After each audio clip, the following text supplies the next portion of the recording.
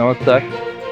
आज मच्छीमार समाजाने गेल्या अनेक वर्ष आमचा जो गाभीस समाज आहे, त्या गाभीस समाजाच्या माध्यमातून किनारपट्टीवर समुद्र रक्षणाबरोबर देशाचं रक्षण आम्ही सगळा हा गाभीस समाज करत आहे. शासनाच्या निकषाप्रमाणे या गाभीस समाजाचं सर्वेक्षण, ते वापरत असलेल्या जागेचं सीमांकन, त्यासाठी राज्य सरकारने आदेश देऊन त्याप्रमाणे सिंधुदुर्ग जिल्हाधिकारी यांच्याकडे तसा पत्रावर आलेला आहे आणि त्याप्रमाणे जिल्हाधिकाऱ्यांच्या माध्यमातून किनारपट्टीच्या गावांचा, त्या ठिकाणी असलेल्या गाभीस समाजातील वाडी वस्तींचा सर्वेक्षण व्हावं, यासाठी पत्र ही प्रत्येक स्थानिक तहसीलदारांना त्या गावामध्ये प्राप्त झाली. आमची गाभीस समाजाची जी लोकवस्ती प्रामुख्याने मालवण, देवगड आणि वेंगुर्ला ह्या 3 तालुक्यांमध्ये जास्त प्रमाणात आहे.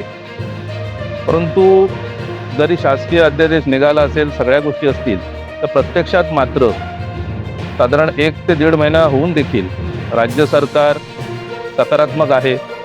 ह्या खात्यासाठी आवश्यक असलेले जे 2 मंत्री आहेत, एक पालकमंत्री नेतेजी राणेसाहेब असतील किंवा महसूल मंत्री चंद्रशेखर बावनकुळे असतील, हे पण सकारात्मक आहेत. असं असताना मात्र स्थानिक पातळीवर प्रशासकीय उदासीनता ह्या गाभीस समाजाच्या सर्वेक्षणाला अजून दिसत आहे.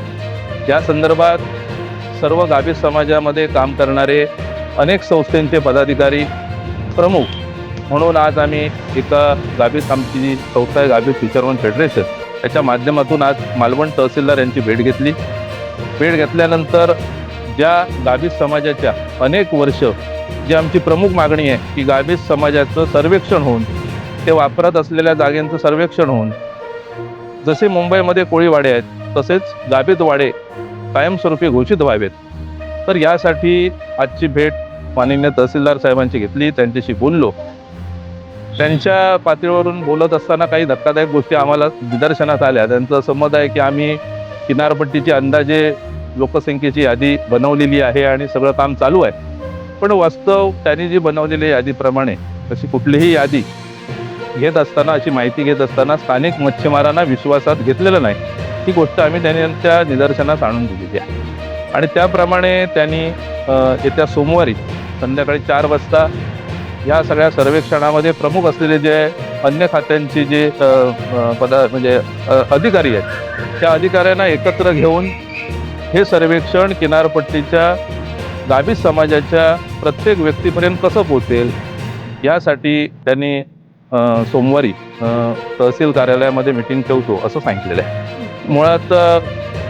मुळात आमचा आजच्या ह्या सगळ्या सर्वेक्षणाच्या माध्यमातून प्रशासन म्हणून जी मागणी होती, त्याच्यामध्ये अनेक वर्ष किनारपट्टीला जी आमची राहती घरं आहेत, जे आमचे सातबारा आमच्या नावावर आहेत मान्य आहेत, पण अनेक गाभीस बांधवांची जी घरं आहेत किंवा त्यांचा जो व्यवसायाशी निगडीत जे गोष्टी आहेत, म्हणजे जसं मासे खारवण्या सुकवण्यासाठी असलेली गावनं असतील, उडी ठेवण्यासाठी गावनं असतील, किंवा आज गाभीस समाज ज्या ज्या व्यवसायाशी निगडीत आहे, पर्यटन असेल, अन्य व्यवसायाशी निगडीत असेल, ही ह्या समाजाची, ज्या भागामध्ये समाजाच्या प्रत्येक व्यक्तीची ज्या ठिकाणी आपण वापरात येणारं जे क्षेत्र आहे, ह्याचं देखील सीमांकन होणं गरजेचं आहे. तर मग ती शेरे जमीन असेल, सरकारी सर्वे नंबर असलेली जमीन असेल, ह्याचं पण सर्वेक्षण करावं. तसेच ही जनगणना नुसती ऑफिसमध्ये बसून नको, तर ती डोर टू डोर जाऊन ही जनगणना पूर्ण करावी. अशा काही प्रमुख मागण्या घेऊन आम्ही आलो. आज एकंदर स्थानिक तहसीलदारांनी, मालवण तहसीलदारांनी खूप सकारात्मक दृष्ट्या या सगळ्या गोष्टीकडे लक्ष दिलं आहे. मुळात गाभीस फिशरमन फेडरेशन आणि आम्ही सर्व जे प्रमुख संस्थांचे सगळे पदाधिकारी आहोत, आमची इच्छा अशीच आहे की मालवण हे गाभीस समाजाचं जरी प्रमुख केंद्र असेल, तर याचप्रमाणे जिल्ह्यामध्ये जो देवगड आणि वेंगुर्ला या दोन्ही ठिकाणी अशाच प्रकारे त्या तहसीलदारांना भेटून हे गाभीस समाजाला जास्तीत जास्त आवश्यक असलेल्या गोष्टी कशा होतील, ह्याच्यासाठी आम्ही गाभीस फिशरमन फेडरेशनचा अध्यक्ष म्हणून आणि आम्ही सर्व लोक जे विविध क्षेत्रामध्ये समाजासाठी काम करणारे लोक एकत्र येऊन येणाऱ्या काळात काम करणार आहोत. अपेक्षा एकच आहे की येणाऱ्या सोमवारी जी काही मीटिंग होईल, त्याच्यामध्ये प्रशासन एक सकारात्मक सहकार्य करून गाभीस समाजाला अनेक वर्ष ज्या अपेक्षित ज्या गोष्टी आहेत सर्वेक्षणाच्या माध्यमातून, ते आम्हाला प्राप्त होतील, अशी अपेक्षा आज आम्ही ठेवतो.